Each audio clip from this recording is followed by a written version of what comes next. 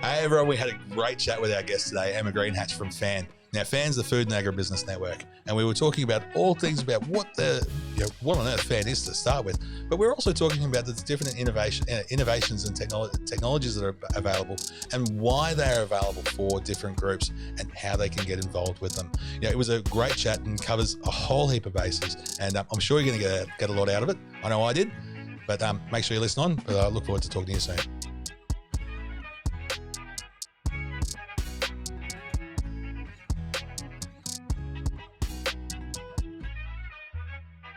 Hi everyone, welcome to Convos with Dan. I'm your host, Dan Vanderhoek, and we are here at the, where are we? The University of the Sunshine Coast? We are in the Innovation Centre. Innovation Centre. Look, this is fantastic. And Emma Greenhatch is my guest from the Food and Agribusiness Network, or FAN.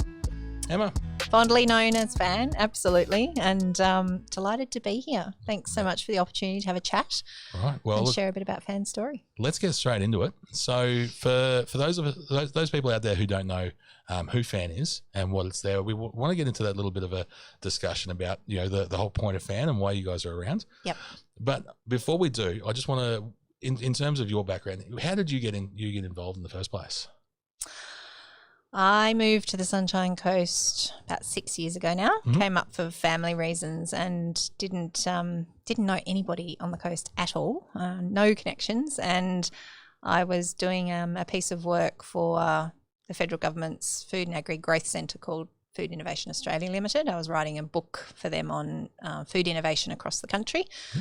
And one of the companies in the book was Gourmet Garden, and they're here in the region. So unlike the other businesses in the book that I had to do on telephone, I could go and visit them. So I went along and met their head of innovation, Jackie Wilson-Smith, who is one of FAN's co-founders, and did the interview. And then she said, "Oh, have you heard about FAN?" And I said, "No, I haven't heard about anything up here." So I actually came along to an event here at the Innovation Centre. That was my first FAN event in March 2016. Yep. And I had actually, when I moved to the coast, thought I might do something other than food, because I'd worked for the Victorian government for the 10 years before in food. Yeah.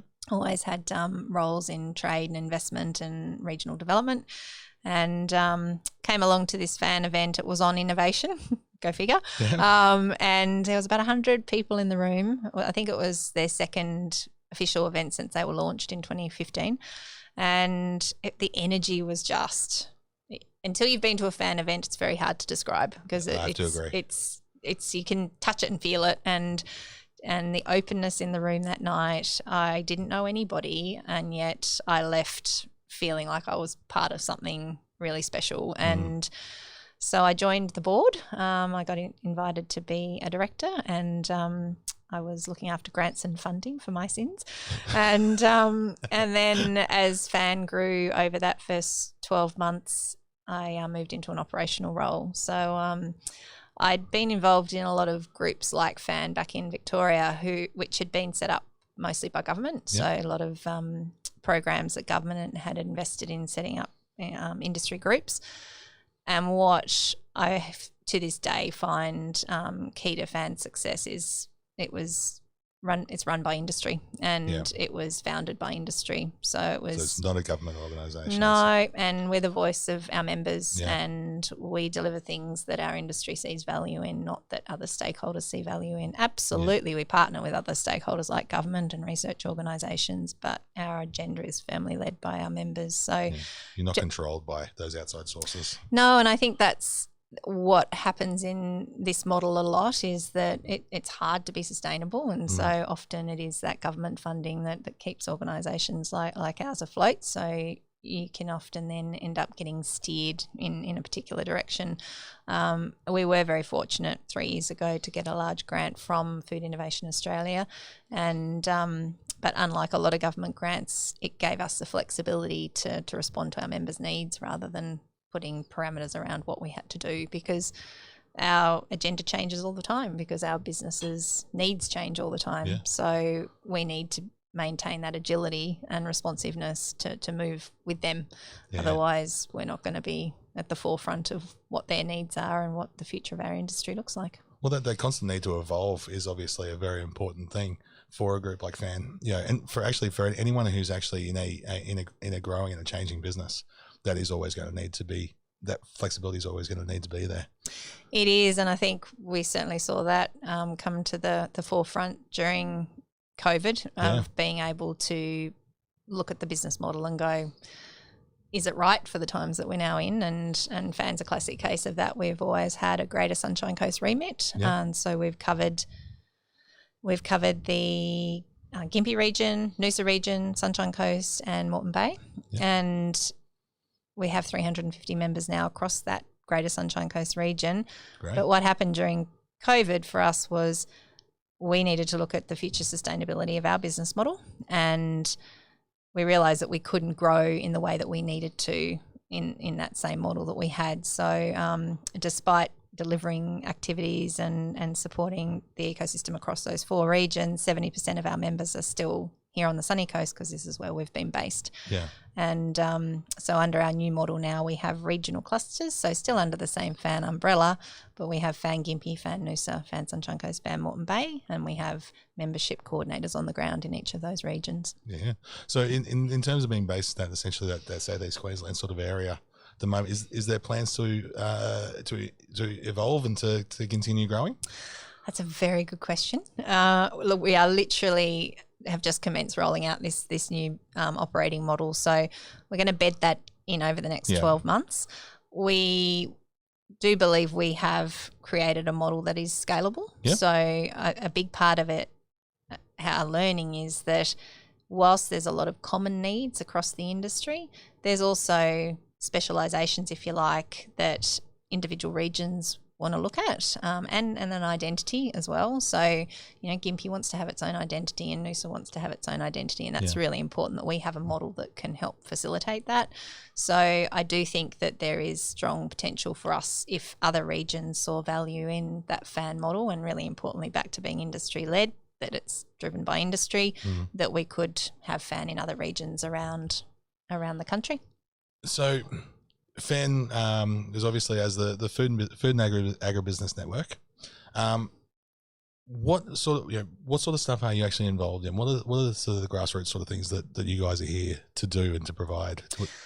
So if you look at we've got 4 key pillars of how we support our members. So connections is huge. So that comes back to that whole cluster model. It's about the ecosystem. So we don't have all the answers, but we have a really, really big network, both in Queensland and nationally and internationally as well, that we can reach into and support our members. So that's using that collective wisdom and collective knowledge and actually being able to share that. Absolutely. Yeah, absolutely. So connections is really key. Knowledge is really key. Because we cover the whole value chain, we're quite unique. So we don't just look at a particular sector such as dairy or meat. We have input suppliers, farmers, manufacturers, retailers, restaurants, service providers. And so for us, it's really important that we're able to connect that value chain, because that's where the innovative solutions often lie, is between, not within. So it's quite a wide gamut of areas to be able to cover. It's it's quite a challenge. It is. And I think that's back to that point about really making sure that we're driven by our members. So a really good example is we have a subcluster of members in the Gympie region that are focused on regenerative farming. And they get together regularly and they share knowledge and resources, and what's happening though is those other members now from across other regions in the Greater Sunshine Coast that are part of that group as well. So whilst we've got this big, broader connected membership, we absolutely want to see specialisations in areas that members see value in, because that's where we can continue to be relevant and also play, I think, a leadership role in where we want the industry to go in the future. Yeah. Well, that's really, really exciting to see, how that's developing over the years. And I remember going to an event a couple of years ago and seeing how everything was based around things coming from the local region, but then how they were pushing technology to actually go through and using drones with different camera lenses and things like that to be able to tell different parts about the landscape. Yep. But sharing that knowledge and sharing those innovations to people who, if they were just they're working day in, day out, wouldn't have come across these different options. And and that I was think exciting. I think that raises a really interesting point about community, because we often don't think about community from an industry perspective. We think about it as our general population, and I think that what we've been able to establish is a community of industry, and most of the industry is made up of small and medium businesses. So within Australia, 87% of the industry are SMEs, employing less than 19 people. So the challenge before us is, how do we help some of those smaller businesses, more of those smaller businesses to grow? And as you've said, it's really, really hard to do that on your own. And yet if you're sharing knowledge, if you're sharing connections, if you're working together in different ways, you could be sharing distribution, creating new products together. I could give you hundreds of examples of our members collaborating. But that does take time, because at the end of the day, it's relationships and trust before you get to that point of going, let's play. And well, that is so important, that level of trust. Especially if you're bringing out new ideas, if you bring out new innovations, you've got to believe that the people you're working with have the same goals and ideals as you. Because you're not having to worry about the idea of someone stealing intellectual property and things like that, stealing different ideas, which can be that real catalyst of a breakdown in innovative industries. Absolutely. Where there's the idea of no, that's my information, not yours. It's such a good point, and a lovely example. One of our founding members is COYO, and they're a huge success story on the coast, and a lot of our smaller members see what they've done and aspire to be like that business. Can you expand on that a little bit before you go on? Also, COYO Organic coconut yogurt, but what they've done in helping us to define the culture that is FAN is giving back. So despite the fact that they're a larger business that have their own IP, etc., they've always opened their doors and been really collaborative in what they're prepared to share with other members. And then you see these smaller members that are growing that then go through to behave the same way. So we want more smaller members to be growing, because that will be the future opportunities for our industry, but we want them to do so in a way that there is that give back element, because they've benefited from that too. So it's using those different processes, people working together to say, well, this work's already been done. You can actually just develop off that rather than actually go through and do it yourself. Reinvent it. Exactly.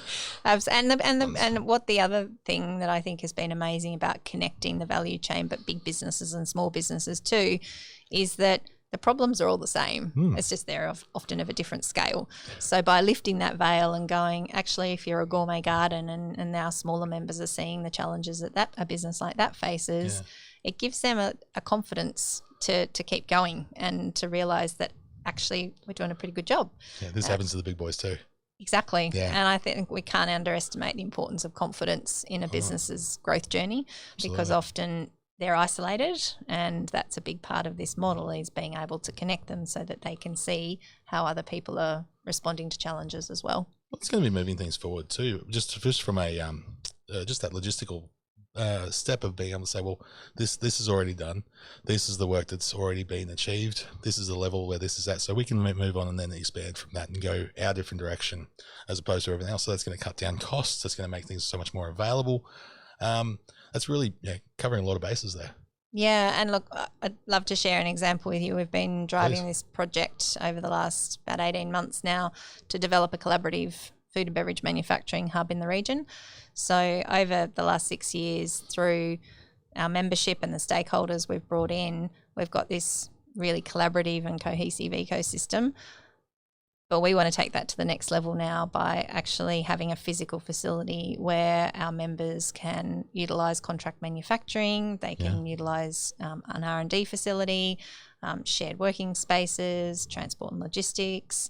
And through those reduced costs, because the barriers to growth are really high in the industry from a CapEx perspective and an OpEx. And so if we can reduce some of those costs and have these businesses in this collaborative physical environment, then we see that we're going to really supercharge growth, but also lots of new ideas, because at the moment we've got this incredible virtual network, but we haven't got a physical presence. And so for us, we see that that's the next step to take it to the next level. That's really, really exciting. I think it really goes on to, why I wanted to talk to you today on our podcast, quite often we've been talking to people who are producers themselves, they're looking for that self-sustainability idea rather than necessarily growing food for others or anything like that. But why I really wanted to have a chat with you was that idea of saying, well, we're a network to be able to say we're here to help. We're here to be able to, encourage people to actually go through and taking those next steps. Maybe you can then take what you're doing for yourself and actually go through and make it actually work on a consumer level as well. Yep.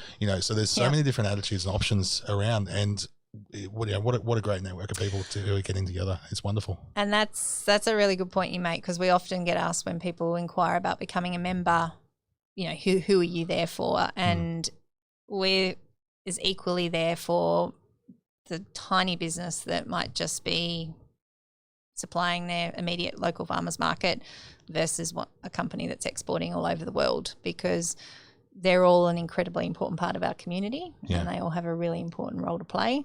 And that's what we want to see in our food industry in the future. We want depth and diversity. We don't want all big businesses. We don't want all tiny businesses. Like there's benefits in both. So that's why we have the model we have. Absolutely. Yeah. And so, in actually going through and hooking people up with people in the supply chain, hooking up, restaurants and cafes and saying, well, this is who, these are some of your local producers, rather than necessarily going to, some of the larger multinational corporations and saying getting the produce from there, actually going through and supporting local and small businesses and small farms. Can I give you a really good example of that? Absolutely. Just recently in Moreton Bay, we've had the Caboolture Sports Club join FAN, and I had heard rumours actually. Yeah, and look, that for us, we have got quite a lot of restaurants in the membership who live and breathe local.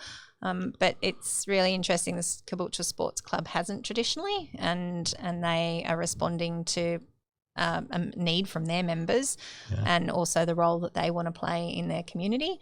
And we had a breakfast down there a couple of weeks ago where it was a complete showcase of local produce coming from Gympie. So Piggy In The Middle from Gympie was on the menu. We had another bread company on there. Loverberry was on there, Little White Goat Cheese from Moreton Bay. And that's really powerful because Caboolture Sports Club have a very big membership base, plus they have a very important role in their community. And so for them to be showcasing local produce, that sends a very positive message, not just to the industry, but to the people of Moreton Bay going, okay, well, these producers are in our backyard. Where else can I buy product from them, whether or not it is the farmers market or a local retail outlet, etc. That sort of thing is so exciting, and it really does bring together, conversations we've had with other people on the podcast as well, and saying, how do we support, these boutique farms and who are doing something on the more responsible side of things, but not necessarily larger scale. Yep. And one of the things people have been saying is going to restaurants and saying, where do you get your eggs from? Where does your meat come from? Where does your veggies come from? And saying that there is a benefit to the cafes and the restaurants to saying, we get our eggs from this farm, we get our ham from this farm, we get our bacon from this farm, we get our steak from this. So go through and say, there is that growing consciousness in the public and saying we want to know where our food's made, we want to make sure that it's ethical, we want to make sure that it's ticking all these boxes.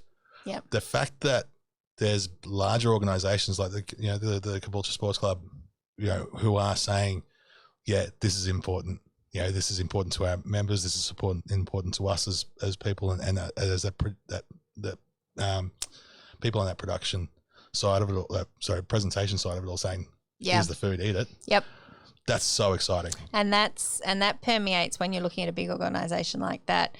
Permeates lots of different levels. So we've had member meetups, which we run monthly in each of our 4 regions, and typically it's on a farm or in a factory, and the chefs come along and experience firsthand what the produce is and what the story is. And but then it's also the purchasing manager as well, because that's the thing. Once you start to get into bigger organisations, you've got to break down the bureaucracies and get to the people, the decision makers, but then those who are inspired as well. And to your point before, that can translate across so many different levels in a regional economy. We are always championing the corporates, for example, that if they're doing their catering, get it from a local company that's supporting local producers.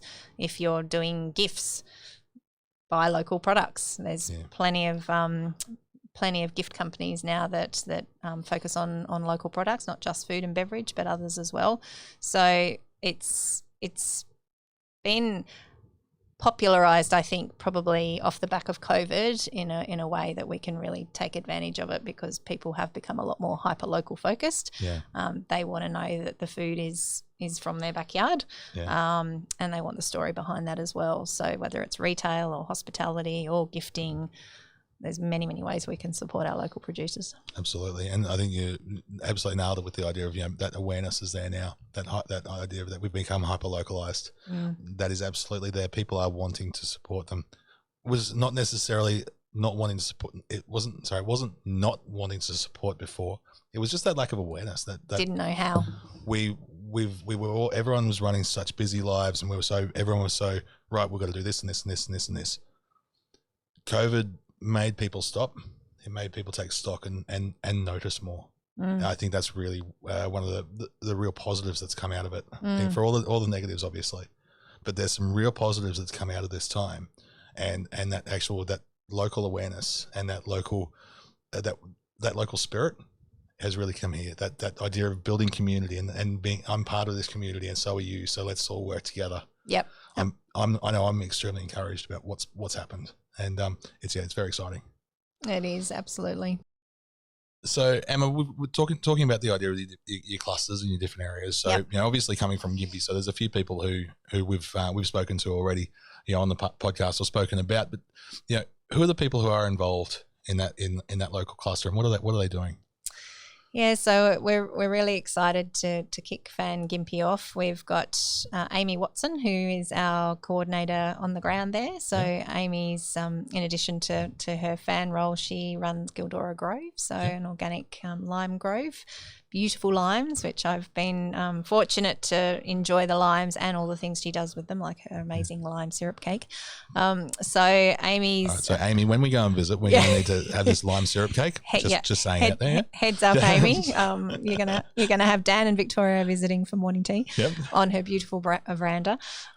So Amy's working for a couple of days a week for us up there, and we've got a cluster of members in Gympie that has a real regenerative farming focus. So Tim and Amber at Kandanga Farm Store have been fan members, I think, pretty much from the start, and over the years they've got a group together, and there's probably at least about 10 of them in the group that regularly come together and are sharing what they're doing on their farms, what's working, new products, new ideas, and it has formed this little mini cluster that, as I explained earlier, is drawing in other members as well. One of the really exciting projects that we've been working on with them is looking at how you account for your ecological assets on your farm. So what your practices are doing in terms of the ecology of your farm. So this has become a hot topic globally as we have sustainable development goals now that a lot of corporates, they need to be investing in. And there's obviously a well-established carbon market, but this whole context for broader ecological assets is really just starting to emerge. And I think we need to talk about that a bit more. And the accounting for nature is what you're alluding to here. And it's certainly something people need to look into and look up. But can you give us a bit of an overview as how that can work and why it's so important? Yeah, so traditionally we've obviously got an accounting standard for financial accounting. So Accounting for Nature's developed a standard for measuring ecological accounts. So how you look at the health of your soil, the health of your waterways, the biodiversity on your farm. And by measuring and accounting for that and benchmarking it, then as your practices change over time and your soil carbon increases, your biodiversity increases, the health of your waterways increases, that becomes an ecological asset that farm can add to its balance sheet, essentially. So instead of the farm just having a product such as beef or carrots, it has an ecological product that can be sold to a different financial market as well. Wow. So what you're doing is you're creating value in the work you're doing in the background on your property. Absolutely. And that for us has been a really big driver. To your point earlier, you know, we are about the growth of the industry, but we also want to influence how the industry grows. And we know that we can't produce food the same way we have in the future. We have to look after our environment in a whole different way.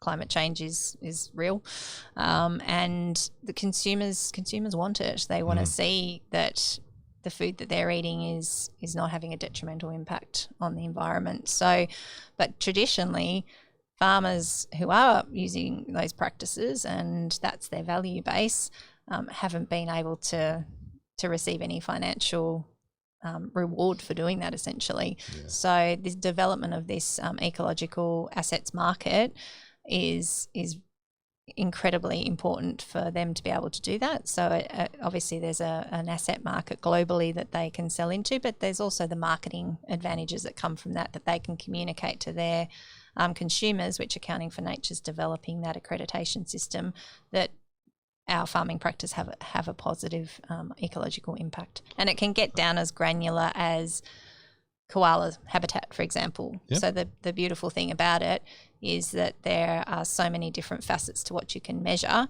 and so it can become, again, very localised, because obviously koala habitats is something that's really important in our region, not necessarily in other parts of Australia, which might have other endangered species or species that need to be protected. But the benefit to that, I mean, that's fantastic, because rather than looking at stuff and saying, you know, you've got this timbered area of your land, and so I've got this, you know, I might have 20 acres that's unproductive. You're actually saying there's a value in doing that and be able to keep it, rather than stripping it and saying, well, we can get another couple hundred head cattle on there now. Spot on. You've nailed it. That's fantastic. Yep. You know, I think the exciting side of things with that too is what you're doing is by encouraging our primary producers to say, well, rather than, you know, flogging out that paddock, you know, by going through and actually, you know, looking at cell grazing, not eating it down to the dirt, by letting it rejuvenate itself. Yep. It's going to provide them a benefit rather than just the feel good nature, which essentially is all there's been in the past. Yep. Saying, yep, I am doing the right thing, but it's not paying off in my bank. Correct. And we know in agriculture and food production, it's all been about productivity. Yeah. We work in an industry where the margins are really small, and so sometimes negative. Sometimes negative. Unfortunately, too often negative. Yeah. And so it's been, exactly to your point, it's been a feel good exercise to go, well, we actually want to leave that paddock for the next season to regenerate, whereas now it's like that piece of land should be actually left forested, or there is a habitat there that we need to protect, and there's a value for that which we can receive a reward for. That's awesome. So whereabouts can people find out more about that? Because I think that's probably extremely exciting. Well, a couple of, so if you go online and look at Accounting for Nature, that will provide information about the system, and there are different ones that are coming out, but this Accounting for Nature was developed by the Wentworth group of scientists, and we've been working really closely with them over the last 12 months. And so it's got a solid backing then. Very solid backing, and look, we're really happy to talk to any businesses or producers that might want to find out more about what we're doing in that space. Well, we'll make sure we've got all the links and everything in the comments and in our the story notes and all that sort of stuff. Yep, very happy. Links are all going to be there. So Fantastic. that's it. Look, Emma, so how can people get involved? You know, so people who aren't necessarily fan members at the moment, how do they get about it, and what are the benefits to them in doing that? So very easy to sign up for a fan membership. So we do have two different types of membership. We have an industry membership for producers and for manufacturers, and then service providers or other stakeholders that are interested in being involved can also join us as an affiliate. We have a monthly newsletter, Fan Mail, which you can jump. I know, that's awesome. It is the best acronym, and every event we have, it's like fantastic. Fan mail. I know that the puns, I could keep going, but I won't. We could spend the next 15 minutes on that. But people can sign up. Send through any of the ones you can think of that might be. Send them through in the comments or anything like that. That'd be awesome. But they can sign up to Fan Mail on our website. So that comes out every month and is a great snapshot of what we're doing and what's happening in the industry across our regions. always happy to pick up the phone and talk to businesses about our activities and what we do. I think in terms of benefit, back to that point I made earlier about a community of industry in the region, running a small business, running any business, and particularly in the food and ag industry, it's a lot of work, and it can be really lonely and really isolating. So first and foremost, what FAN provides is a community of like-minded individuals and businesses where people realise they're not alone, and it gives them that network where if they've got a problem or a question, they can pick up the phone to another member, they can pick up the phone to us, and we can help them. So essentially we're here to help, and we don't put everything we do in a box. One of the beautiful things that happened last week, one of our membership coordinators, Tanya on the Sunshine Coast, she made a connection between Unity College, who's a member of ours, and Aussie World, who's a member too. And Aussie World is now putting 6 students from Unity College into a traineeship at Aussie World. And so, they're not directly food and agribusiness producers, but they're part of our membership. They're part of our ecosystem. We want more people coming into the workforce and having careers in our food industry, which is why we have schools and the university and TAFE in our membership. So, we don't have a one size fits all approach. We genuinely here to help in any way we can. A very big part of what we do is we run events around topics that our members see a need for. So whether or not that could be labelling, we've got one coming up on licensing. A lot of food businesses, when they start out, it's not necessarily people that go, I want to set up a food business, or I want to be a food manufacturer, or I want to grow this. It's often a family legacy, it'll be a health issue. A lot of people move to our regions and aren't sure what they're going to do, and they might end up making chocolate, and suddenly it's a business. And so when they come from all these different backgrounds, we have a lot of school teachers in our network that have come from that background. There's a lot of things they don't know. So whether or not it's us providing a resource or a connection or being able to deliver a capability building piece, that's how we support our members. So we give them a community, we give them opportunities within that. A big part of what we do is connect up to trade. So we run an annual Meet the Makers trade event where we invite buyers from all over Queensland to come along, showcase their products. And back to our conversation about Caboolture Sports Club, connecting them up to hospitality as a result of them coming into the membership. We've got lots of our members on their menus now. So at the end of the day, it's giving them a pathway for growth, but also focusing on opportunities that align to their values as well. That's very, very cool. Look, I think it's been a wonderful chat, and I know I've learned a lot, and I think it's very exciting as to what you guys are doing now. You run regular events, and you've got all sorts of resources and stuff available through the website. Yeah, we have our own Fan Connect membership platform that we've developed. So we have a lot of our member-only resources that sit on that platform. We run monthly member events across the 4 regions, which are designed just to get our members together and to be sharing those knowledge and insights. We run bigger major events as well, such as Meet the Makers. And we have a number of programs and services. We have an export and domestic market development program that we run. And increasingly, back to the discussion around the regenerative farming group, we're seeing these groups of members that want to pursue a particular opportunity, and we see it as a really important role for us to help to facilitate that. So I think the beauty of the cluster model is it's not about us having all the solutions, but it's about us providing a platform and empowering our members to create those solutions. I think one of the things that stood out for me most with the first FAN event that I went to was that it wasn't about FAN. It was about the local producers. It was about what's coming out of the local area. I remember, Matt Galinsky was in that role in Gympie promoting Gympie produce, and Matt. We're all devastated that position was pushed away. But I remember one of the things that he was doing was all the stuff that was on the menu. He was there providing food for everyone, down to the cheese he'd made from the milk he'd got from a local farm. The olive oil he was using came from olives that were done local.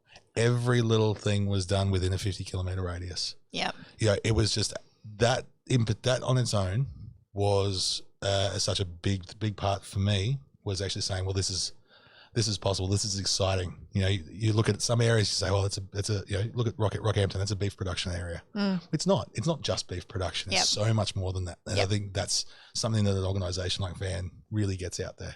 Yeah, and it's a really good point, Dan, that's that value chain connection again, because if we were just focused on our dairy farmers, for example, and we didn't have an ecosystem that brought in the Mats of the world and the retailers like Ros White, who's an amazing champion of local, then we're not giving them a pathway. And I think whether or not it's local right through to global, we want to be able to support our local food industry to pursue the opportunities that they want to pursue. So awesome. Well, look, that's a great place to get to our last little bit that we do with all our guests. We do 6 in 60. Were you aware this was coming? No. Oh, cool. Is this where you asked me what I had for breakfast? Not quite what you had for breakfast, but we've got 6 really quick fire questions. You got 60 seconds to answer all of them. No pressure. Ooh. So the rest of the rest of it was all really, really nice and friendly. Have you heard how much I talk already? Yeah, no, that's right. It's a challenge. It's a challenge. I don't think anyone's actually done it in 60 seconds yet. Oh, right. Okay, okay. Well, I'm going to do that, don't you? I think we had Mark tried to do it, and I think he was a minute 10. So he was close, but not quite there. Okay. All right. So what's a personal habit that contributes to your success? I talk a lot. What's the best piece of advice you've ever learnt? Trust your gut. Nice. What's the one thing you're most fired up about today? Collaboration. If you could recommend one book or podcast, what would it be and why? Oh, there's my 60 seconds gone. No, couldn't possibly. I'm an avid reader, not so much on the podcast, but I honestly... Can you give us one book you think everyone out there should read? The Alchemist. The Alchemist?